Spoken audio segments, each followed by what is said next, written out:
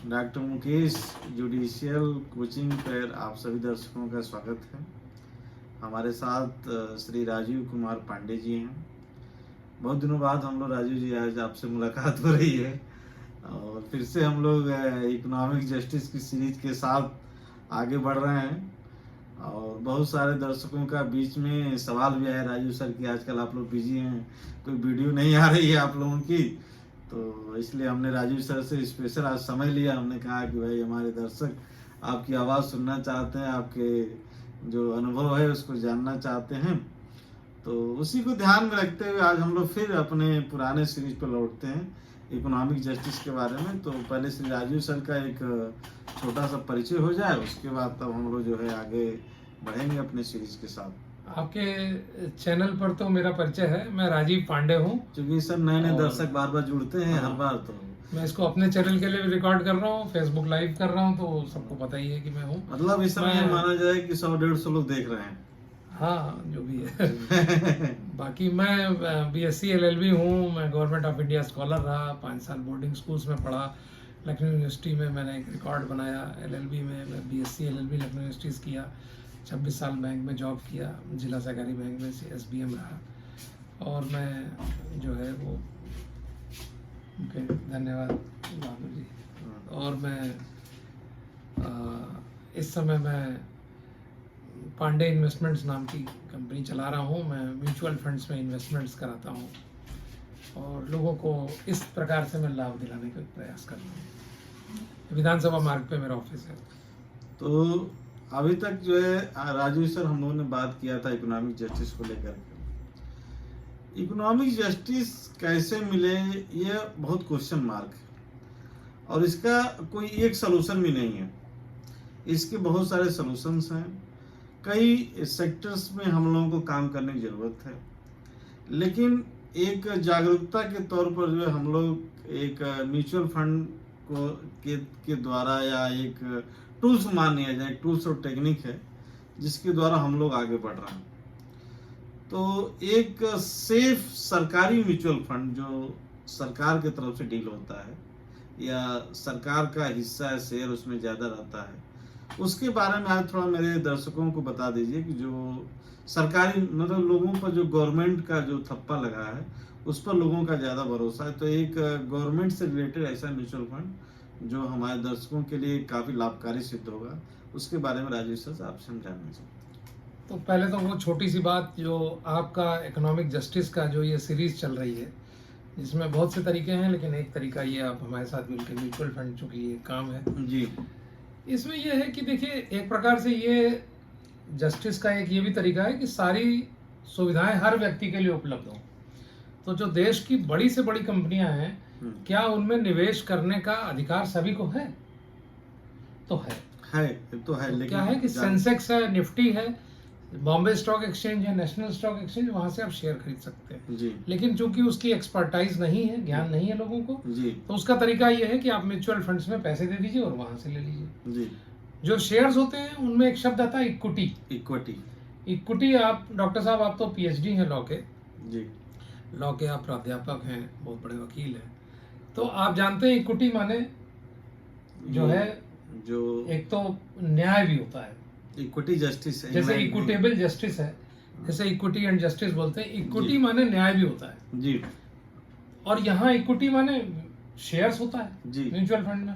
तो दोनों में क्या संबंध है? दोनों में बहुत बड़ा संबंध ये है कि इक्विटी जो पुराना शब्द था न्याय वाला, वो ज्यादा बड़ा व्यापक शब्द है और जो ये शेयर वाला शब्द है छोटा शब्द है। इसका मतलब कि जब कंपनियां जो शेयर होल्डर्स को शेयर जारी करती हैं जी, तो बड़े न्यायपूर्वक सबको बराबर अधिकार होता है। और चूंकि म्यूचुअल फंड का बेस शेयर्स ही है, कंपनियों को शेयर लेते हैं, तो यहाँ नेचुरल जस्टिस और जो है प्रिंसिपल्स ऑफ इकोनॉमिक जस्टिस यहाँ पे फॉलो हो रहे हैं। जी। अब आपके प्रश्न पे आ जाते हैं। तो देखिए, भारत में कई सारे सरकारी म्यूचुअल फंड हैं। तो जैसे एक एसबीआई म्यूचुअल फंड है, state bank of India, state bank of India का म्यूचुअल फंड है जी। यूनियन बैंक ऑफ इंडिया का म्यूचुअल फंड है, बड़ौदा का म्यूचुअल फंड है, इसी प्रकार से कैनरा का म्यूचुअल फंड है। तो ये सब म्यूचुअल फंड्स हैं। इनके ये भी बता दूं, पूरी तरह सरकारी भी नहीं है, इनके पार्टनर्स भी हैं। जैसे स्टेट बैंक है, तो स्टेट बैंक का लगभग 76-75% शेयर है जी और बाकी 25% से के आसपास शेयर जो है एक फ्रांस का एक बैंक है और म्यूचुअल फंड है, उसका नाम है आमुंडी। आमुंडी। तो पहले एक दूसरा था, फिर उसने आमुंडी को सेल कर दिया। इसी तरह कनाडा का एक पार्टनर है रोबेको, वो अच्छा। नीदरलैंड्स का है। जी जी।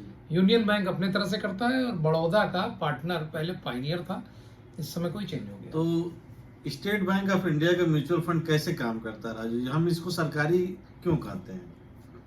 सरकारी इसलिए कहते हैं क्योंकि सरकार के द्वारा बनाया गया स्टेट बैंक है, जी। और स्टेट बैंक का पूरा भारत सरकार ही मालिक है।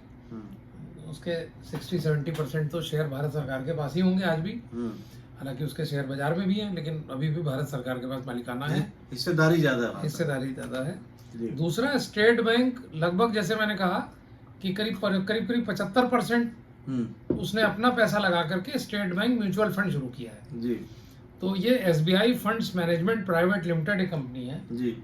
जिसका कि 75% मालिक स्टेट बैंक है, जो कि भारत सरकार की संस्था है। तो ये भारत सरकार का बैंक है, भारत अच्छा। सरकार का म्यूचुअल फंड। अच्छा सर, राजू सर जी, यदि हम माने कि स्टेट बैंक का जो म्यूचुअल फंड है, यदि किन चीज में जो है कौन से ऐसी कंपनियों में पैसा लगाता है कि जिससे यह मालूम चले कि यह कंपनियां लंबे समय तक रहेंगी बाजार में? अब देखिए, जैसे स्टेट बैंक का एक फंड है जिसका नाम है ब्लू चिप फंड। जी। तो ब्लू चिप का मतलब होता है, कॉमर्स में ब्लू चिप का अर्थ होता है कि जो बहुत बढ़िया कंपनियां हैं। जी। तो SBI का जो ब्लू चिप फंड है वो एक लार्ज कैप फंड की कैटेगरी का फंड है। उसका क्या मतलब है कि जो भारत के टॉप 100 शेयर हैं, जी। ज्यादातर निवेश, बल्कि 80% तक का निवेश उसमें वो करता है। तो जो भारत की बड़ी से बड़ी कंपनियां हैं, जिसमें सबसे बड़ी कंपनी है भारत की रिलायंस इंडस्ट्रीज, जी। उसके बाद आता है नंबर HDFC बैंक में। HDFC और HDFC का मर्जर हो गया है तो और भी बड़ा हो गया। उसके बाद TCS है, क्या पूरी लिस्ट है नीचे तक। तो मतलब तो इन कंपनियों के वो शेयर लेता है। जी। तो चूंकि बड़ी बड़ी कंपनियों को शेयर लेता है और इन कंपनियों पे ही निर्भर है देश की जनता। जैसे रिलायंस बहुत सारे काम कर रहा है, जैसे जियो कपड़ा, का नेटवर्क। पेट्रोलियम, जियो, और बहुत सारे रिफाइनरी है उसकी। तो मतलब ये चीज माना जाए कि जो कंपनियां मोबाइल से रिलेटेड वर्क कर रही, इंटरनेट से, जैसे बाटा कंपनी, जूता कंपनी, टाटा कंपनी, दवाएं हैं बहुत सारी, तो क्या इन सब चीजों में इनकी खपत जो है घट सकती है क्या कभी लाइफ में? मुश्किल है, लेकिन क्या म्यूचुअल फंड क्या करते हैं कि एक साथ 40 से 50 कंपनियों में लगाते हैं। अच्छा। तो यदि किसी चीज की खपत घट गई तो किसी चीज की बढ़ भी जाएगी। तो एकदम ऐसा नहीं करते हैं कि एक ही दो क्षेत्र में लगाएं।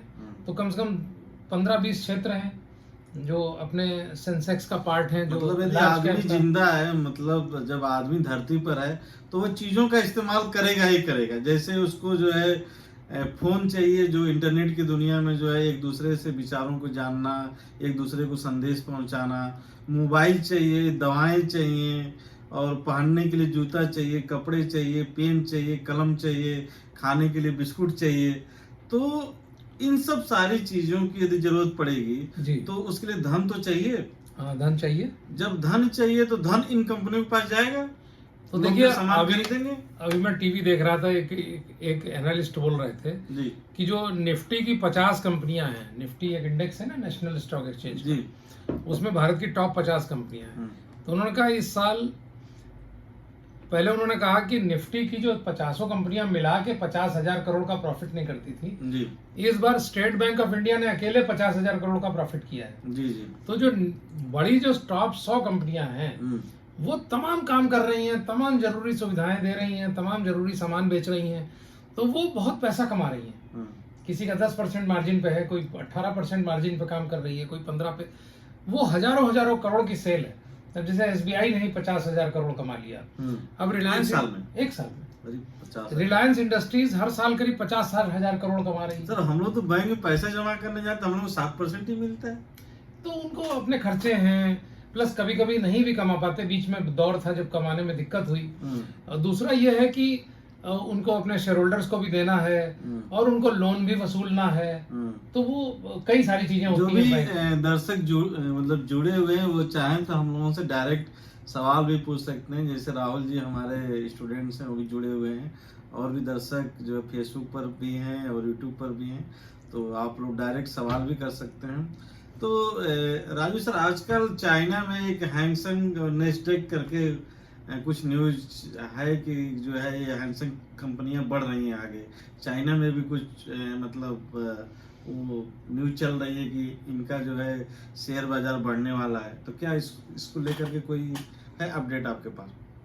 नहीं, देखिए चाइना क्या हुआ ना कि ये अभी अभी जो कोरोना 1 साल पहले फेज आया, जी, बल्कि 8-9 महीने हुए, 10 महीने हुए, उसमें चाइना में बड़ी तेजी से कोरोना फैल रहा था, क्योंकि चाइना के शुरुआती फेज में कोरोना फैलने नहीं दिया, तो इम्यूनिटी बनी नहीं लोगों में, प्रतिरोधक क्षमता।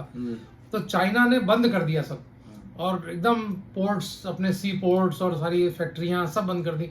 आईफोन की फैक्ट्री के अंदर ही लोगों को बंद कर दिया, बड़ा तहलका मच गया दुनिया में। और चाइना में बहुत सामान बनता है पूरी दुनिया का, तो वो पहुंच नहीं रहा था। लेकिन चाइना की शेयर मार्केट धड़ाम होने लग गई, तो उनके प्राइम मिनिस्टर ने सोचा, प्रेसिडेंट ने, कि लाओ खोल ही देते हैं। अन्य देशों ने खोल के रखा था, तो लोग खोल देते हैं, तो उन्होंने एकदम से ओपन कर दिया जी। तो चाइना का जो मार्केट है, उधर यूक्रेन की लड़ाई भी हो गई थी रशिया से, तो वो जो लड़ाई के चक्कर में, और जो सेकंड अभी एक बार थोड़ा 8-10 महीने पहले जो कोरोना का एक दौर चला था, हमारे सैयद मोहम्मद तकी जी जुड़ चुके हैं, इनका स्वागत है सैयद मोहम्मद तकी साहब।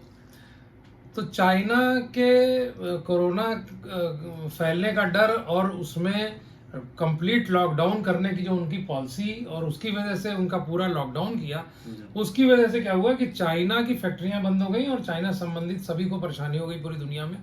तो चाइना का शेयर एकदम गिर गया जी। तो चाइना का शेयर, बीच में ना चाइनीज प्राइम मिनिस्टर और प्रेसिडेंट वगैरह ने अपने ही लोगों को परेशान करना शुरू कर दिया था जी। जैसे उनके एक बड़े उद्योगपति जैक मा को ही गिरफ्तार कर लिया था जी। और महीनों तक वो प्रकट नहीं हुए, जैक मा की कहाँ है पता ही नहीं। तो चाइना अपने उद्योगपतियों के खिलाफ हो गई थी और उनको छोटा कर रही थी। तो चाइना का जैसे 100 रुपए था उसका इंडेक्स मानिए, तो वो लगभग 60 हो गया था, 40% गिर गया था। लेकिन अब वहां से उठ करके वो अब मान लीजिए 80 पे आ गया है, थोड़ा सा ही नीचे है, या 85 आ गया है। तो चाइना बहुत नीचे जाके ऊपर आ गया। यूक्रेन रशिया की वजह से अमेरिका भी नीचे जाके ऊपर आया है, लेकिन अमेरिका इतना नीचे नहीं गया था। चाइना और भारत तो लगभग कमोबेश बना ही हुआ है।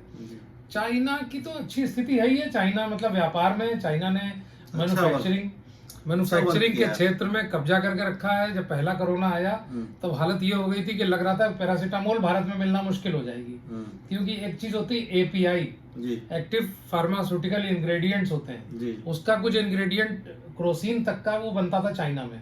लेकिन धीरे धीरे पूरी मोहम्मद तकी जी भी जुड़ चुके हैं, अभी हमारे मेडिकल फील्ड में ही काम करते हैं जी जी जी। इनको भी जो है ढेर सारी जानकारी है। तो अगले बार मैं चाहूंगा कि सैयद मोहम्मद तकी जी के साथ भी एक वीडियो बनाई जाए। क्यों नहीं क्योंकि उनको इनवाइट करिए। और ये राजू सर, ये क्वेश्चन इसलिए मैंने पूछा कि बहुत सारे दर्शक हैं वो कहते हैं कि कुछ अपडेट बताया करिए जो आज के समय में मतलब अपडेट एक हफ्ते के अंदर कोई घटना घटी हो, उस पर भी आप लोग विचार नहीं करते। मैंने कहा कि एक दो सवाल जो है राजू सर से कुछ अपडेट लिए जाएं। देखिए, अपडेट ये है कि भारत ने अपनी ब्याज दर नहीं बढ़ाई अभी जी। कल अमेरिका ने अपनी ब्याज दर नहीं बढ़ाई जी। तो उनकी जो फेडरल कमेटी थी रिजर्व की, जीडीपी को लेकर के चाह रहे हैं चर्चा कुछ। अच्छा, तो जीडीपी को लेकर के प्रश्न है कोई, China GDP doesn't affected by Covid. हाँ, तो जो अभी अमेरिका ने ब्याज दर नहीं बढ़ाई जी। तो अमेरिका की ब्याज दर न बढ़ने से कल मार्केट फिर 2 दिन बढ़ी है। तो अब आगे चल के अमेरिका ब्याज दर बढ़ा सकता है, उसने कहा है 0.25 2 बार बढ़ाएगा। लेकिन अपडेट यही है कि फिलहाल मार्केट ठीक ठाक है, मतलब भारत की मार्केट ठीक ठाक चल रही है। भारत की मार्केट ठीक ठाक है। और पुराना जो अपडेट है वो आज भी लागू है कि भारत एक डेमोग्राफिक डिविडेंड का फायदा उठा रहा है। क्या मतलब कि जो भारत में 16 साल से 64 साल की सर्वाधिक जनसंख्या, दुनिया की वो जनसंख्या का भाग जो 16 से 64 का है वो भारत में है। हालांकि पूरी दुनिया में ही भारत सबसे अधिक आबादी हो चुकी है जी। लेकिन ये चीज होने से भारत में इकोनॉमिकल काम करने के लिए, इकोनॉमिक जस्टिस की जो आप बात करते हैं, काम करके पैसा कमाने के लिए हमारे पास मैन पावर है, वो लगी हुई है। तो इसकी वजह से जो है वो लोग अपना भारत में काम आ रहा है। तो दूसरा क्या हुआ कि चाइना कोई सामान बना के टाइम से नहीं दे रहा था, कभी कोविड के चक्कर में बंद कर दिया, कभी कुछ किया। तो चाइना +1 पॉलिसी आई कि मतलब चाइना से तो बनवाओ लेकिन किसी और से भी बनवाओ, जिससे कि कोई काम ना रुके, कोई सामान है। तो दूसरी एक और नया डेवलपमेंट हुआ कुछ दिन बाद, मतलब आज से 8 महीना पहले, कि रशिया ने जो उनकी गैस की सप्लाई है यूरोप की, जी उसमें गैस कम कर दी। पहले नाटक किया कि हम गैस की रिपेयरिंग कर रहे हैं, फिर गैस भी कम कर दी, तो यूरोप और वगैरह में गैस का दाम 80% तो उसका 70% क्या बढ़ भारत गया। में भी रहेगा क्या उसका असर? उसका असर वहां ये आया कि गैस से ही उन्होंने अपना पोल्यूशन कम करने के लिए कोयले के प्लांट बंद कर दिए थे, गैस से ही फैक्ट्रियां चलती हैं। जी जी तो यूरोप में गैस महंगी होने की वजह से यूरोप भी प्रोडक्शन में महंगा हो गया, जी महंगा पड़ने लग गया। तो अब पहले हुआ चाइना +1, फिर हुआ यूरोप +1, कि मतलब यूरोप से बनवाइए तो भी कहीं और से बनवाइए, चाइना से बनवाइए तो भी कहीं और से बनवाइए। तो ये सब चीजों का परिणाम ये हुआ कि दुनिया के देशों में काम जाने लग गया, जैसे Malaysia, Philippines, Ireland, international, Bharat, जी तमाम कंट्रीज में, इंडोनेशिया, सब जगह। तो भारत को भी 10-15% काम जो वहां से 100 जो काम निकला, 100 तो काम, मतलब हमारी 10 से अर्थव्यवस्था 15 धीरे धीरे मतलब जो अब है जैसे बढ़ने लगी है। बहुत सारे क्षेत्र हैं जिसमें हमारा प्रोडक्शन बहुत कम है, जैसे केमिकल्स हैं, हम विश्व के केमिकल्स का शायद 5% पैदा करते हैं, चाइना शायद 80% पैदा करता है। कुछ हमारे तो सवालात हैं जो है सैयद मोहतकी साहब के। एक मिनट, इसमें जैसे ही चाइना ने थोड़ा सा काम छोड़ा और हमने काम उठाया, तो हमारा केमिकल्स का प्रोडक्शन डबल हो जाएगा। तो हमारे लिए थोड़ा भी काम आता है वो बहुत है। अर्थव्यवस्था हमारी तो जो तकी साहब का सवाल देख लेता हूँ।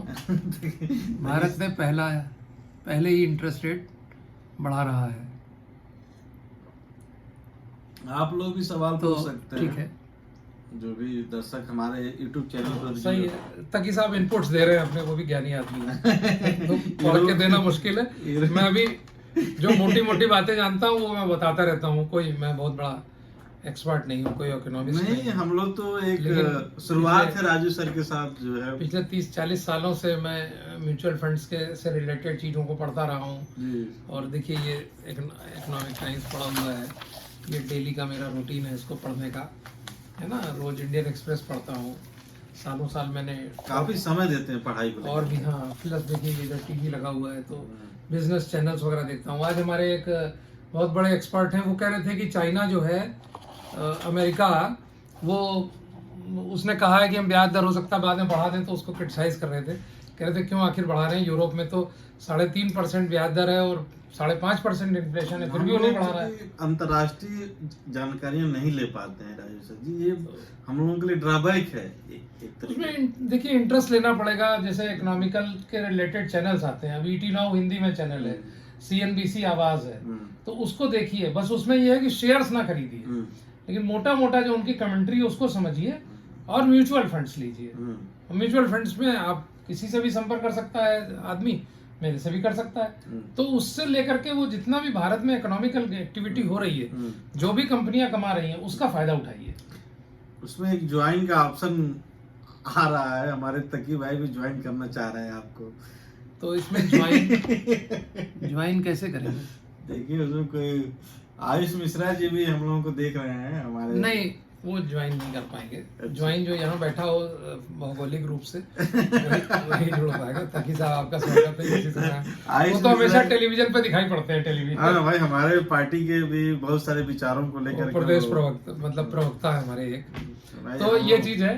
तो जैसे आपने की बात है भाई, तकी साहब जैसे विद्वान आदमी, एकदम तो जो देखिए आयुष मिश्रा जी भी जुड़ चुके हैं, उनका भी स्वागत है, आयुष जी का भी। आपने जो बात की थी SBI का जो ब्लू चिप फंड है जी, तो ये सब फंड बहुत पुराने हैं, 20-25 साल पुराने होंगे जी इनका भी 15-16% का समझ लीजिए CAGR है। जी जी। तो इतने लंबे समय में इन्होंने लाखों निवेशकों को लाखों करोड़ों का लाभ कराया है। जी, बस जो आए वो लंबे समय के लिए रुके, लंबे समय मतलब कम से कम 3-4 साल 5 साल, और 5-10% 15% की ऊंच नीच जो वैल्यू में होती है उसके लिए तैयार रहे। तो आपका एक सरकारी म्यूचुअल फंड, जैसे मैंने बताया SBI म्यूचुअल फंड है, जी जी। SBI में और भी फंड्स हैं, SBI मिड कैप फंड है, SBI स्मॉल कैप फंड तो ऐसा है कि पिछले 10 साल में उसने पैसा कम से कम 10 गुना कर दिया होगा। जी जी। मान लिया 10 लाख लगाए थे 10 साल पहले, तो अब 1 करोड़ हो गए। तो इतना पैसा बन रहा है, लेकिन मुझे बार बार संचार माध्यमों का हमने प्रयोग किया है, मैं अखबारों में विज्ञापन देता रहता हूँ, मैंने बहुत कुछ किया हुआ है, लेकिन तब तक भी और सब देश, सरकार, सब लोग मिलके हमारी रीच पूरी तक पहुंच नहीं पा रही है। खाली 4-5% लोग ही निवेशित हैं, जो कि जो आपका इकोनॉमिक जस्टिस का जो बार बार आपका सबसे बड़ा प्रश्न तो है। पहले तो ये है तो कि लोग मतलब इसको जुड़ने के बाद ही इकोनॉमिक जस्टिस का लाभ मिलेगा उन्होंने। हाँ, तो आपको जाना पड़ेगा ना, हाँ जहाँ फायदा बट रहा है। हाँ, जैसे यहाँ लखनऊ में पूरी मंगलवार को है, तो जिसको श्रद्धालु जन होते हैं उतना प्रसाद लेना हो तो जाते हैं। तो अगर आपको देश की अर्थव्यवस्थाओं से फायदा उठाना है तो आपको भारत की जो म्यूचुअल फंड की कंपनियां हैं, आप सरकारी कंपनियां ही पकड़ लें, आप उनका म्यूचुअल फंड लें और आपको लगातार फायदा होगा। और आप देखिए इसमें 500 रुपए 1000 रुपए महीना भी लगा सकते हैं। जी जी। तो फायदा तो देने के लिए संस्थाएं बैठी हैं, लेकिन ले तो कोई आए तो पहले हाँ, उसको ले। आप जैसे वकील जी। हैं तो लीगल रेमेडीज के लिए हैं, कोर्ट्स खुले हैं, लेकिन कितने लोग नहीं आते जाते, लोग जो मतलब थोड़ी जागरूकता नहीं करना चाहते हैं। तो इसी तरीके से राजू जी, यदि इंटरनेशनल जो दौड़ भाग चल रही है जिसमें बहुत सारे देश जो है, जैसे तकी साहब ने यूरोप को लेकर के और जो रसिया को लेकर के कुछ जो सवाल किए कि यदि उनकी अर्थव्यवस्था बढ़ती है तो उनकी अर्थव्यवस्था से हम लोग कैसे लाभ लें म्यूचुअल फंड के माध्यम से। कोई ऐसा म्यूचुअल फंड है जो विदेश में जो मतलब फर्म है, कंपनियां अच्छा काम कर रही हैं, ग्रोथ कर देखिए रही हैं। उसको इस तरह बोलते हैं हम लोग, inward looking outward looking companies बोलते हैं जी। तो जैसे हमारा सॉफ्टवेयर उद्योग है जी ये एक बहुत बड़ा एक्सपोर्ट का उद्योग है। जी जी। तो क्या है, नॉर्थ अमेरिका में हमारे सॉफ्टवेयर की काफी 70% दुनिया की डिमांड वहीं से आती होगी, अमेरिका से। तो अब क्या है, वहां पे हल्की सी मंदी है जी। तो अब संशय हो गया है जी। कि अब अगले कुछ दिनों में चलेगा कि नहीं। तो सॉफ्टवेयर कंपनियों के शेयर गिरे हुए हैं, तो जब वो उठेंगे तो देखिए पूरी दुनिया जो अमीर देश हैं, पूरा यूरोप, पूरा अमेरिका, उनको विभिन्न सामग्रियों का उपयोग करना है। जी। अब देखिए भारत ने एक योजना लगाई PLI, जी। Production linked incentive. अच्छा। उसमें कहा कि भाई आप इतना अगर सामान पैदा करो तो इतना इंसेंटिव देंगे। तो भारत में बहुत सारे सेक्टर्स की बहुत सारी कंपनियां जुड़ गई हैं। जी। अभी इसका कई राउंड चल चुके हैं, अभी एक और राउंड चल रहा है। तो उसमें जैसे अब बहुत सारा पैनासोनिक का, सैमसंग का, इन सब चीजों के टीवी, फ्रिज, AC, मोबाइल बनने लग गए। आप समझ लीजिए जो आईफोन है, आईफोन भारत में बन रहा है, मर्सिडीज भारत में बन रही है, तो ये एक्सपोर्ट होगी। तो इससे तो जैसे अमेरिका अगर किसी वजह से मंदी में रहेगा तो वहां लोग कार बदलेंगे नहीं ना। तो जब उनकी स्थिति फिर से जैसे 1 साल के बाद जब चलने लग जाएगा तो यहाँ के सॉफ्टवेयर कंपनियों का, यहाँ का एक्सपोर्ट बढ़ेगा। तो हमारा एक्सपोर्ट, हमारे देश जो है एक्सपोर्ट कम करता है, लेकिन फिर भी एक बहुत बड़ी आमदनी है और उसमें हमको फायदा भी हुआ है। हम पिछले 1 सालों में इतना हम लोगों ने एक्सपोर्ट नहीं किया कभी, वो बहुत बढ़ गया है। लेकिन अगर जब आर्थिक जो मंदी की बात है ये जब ठीक हो जाएगी यूरोप और अमेरिका की, तो हमको बहुत फायदा होगा और उस समय हम लोग इंटरनेशनल जो शेयर्स खरीदने वाले म्यूचुअल फंड्स को ले सकते हैं, उनमें भी फायदा होगा। मतलब हम लोग डायरेक्ट जो है शेयर जो इंटरनेशनल तरीके से नहीं खरीद सकते हैं इंटरनेशनल तौर पर, उसके बहुत सारे बाउंडेशन है, बाउंड्रीज हैं। हाँ, उसमें कुछ रूल्स हैं, कुछ है कि शायद 2 करोड़ तक का खरीद सकते हैं, तो आपको परमिशन लेनी पड़ेगी RBI की। लेकिन ये है कि आप म्यूचुअल फंड्स हैं जो फॉरेन में लेते हैं, मोतीलाल ओसवाल का नस्डैक है, बहुत सारे हैं शेयर्स हैं, तो आप ले लीजिए म्यूचुअल फंड्स, हमारे से संपर्क करिए। तो आज के लिए इतना बहुत कुछ है और आगे हम लोग फिर से आप लोगों से मुखातिब होंगे। जो भी दर्शक हमारा YouTube चैनल और राजू सर के Facebook से जुड़े और साथ ही जिन्होंने सवालात भी पूछे, उन सभी लोगों के सवाल का स्वागत है और आगे भी हम लोग इस तरह की चर्चाएं जारी रखेंगे। आप लोगों का ऐसे ही प्यार और स्नेह हम लोगों को मिलता रहे। और राजू सर, यदि हमारे दर्शकों को 2 शब्द आप बोलना चाहें तो। सबसे बड़ी बात यह है कि हर व्यक्ति सोचे कि ये क्या है जी। हर चीज पे प्रश्न करें। तो जब प्रश्न करेंगे, जैसे म्यूचुअल फंड पे प्रश्न किया, शेयर्स क्या होते हैं इसमें प्रश्न किया, कैसे लोगों को बहुत फायदा हो जाता है, कैसे अंबानी इतने रिच हो गए, कैसे टेस्ला का मालिक इतना रिच हो गया, तो ये सब सोचेंगे टाटा ने कैसे कमाया, क्या मार्जिन है कंपनियों को, हम कैसे कर सकते हैं, जुड़ सकते हैं, फिर लोगों से राय बात करें, हमारे जैसे लोगों से मिले, हमारे ऑफिस में आए, चाय पिए, ये समझें, इसमें गहरे घुसे। बस यही अनुरोध है कि आप चीजें हैं लेकिन उनमें जाइए, उसमें अपना मेहनत करिए, समझने की कोशिश करिए और फायदा उठाइए। चलिए, आज का बहुत बहुत धन्यवाद आप सभी लोगों का, इतने समय तक जुड़े। Thank you sir. आपका भी राजू जी विशेष धन्यवाद। आपने दर्शकों को बहुत अच्छा समय दिया, अपने ज्ञान से लोगों को बताया कैसे कैसे क्या क्या चीजें हैं। तो आप सभी दर्शकों का स्वागत है। राजू सर अपना एड्रेस बता दीजिए एक बार लास्ट में, जाते जाते, उसके बाद फोन नंबर से बता दीजिए। ग्राउंड फ्लोर है, SBI की ब्रांच है, बगल में आकाशवाणी और सामने रतन स्क्वायर है, 19 विधानसभा मार्ग और लखनऊ, सचिवालय metro station. Near gate number 5 सचिवालय मेट्रो स्टेशन। अब मोबाइल नंबर है 9883863839। थोड़ा धीरे धीरे बताइए भाई, दर्शक नोट। दूसरा एक बता देता हूँ, आराम से 94154 जी। 59218 94 154 59 218। तो बाकी parlayinvestments.com मेरी वो है, वेबसाइट है, उससे भी आप लोग संपर्क कर सकते हैं। Thank you sir. ओके।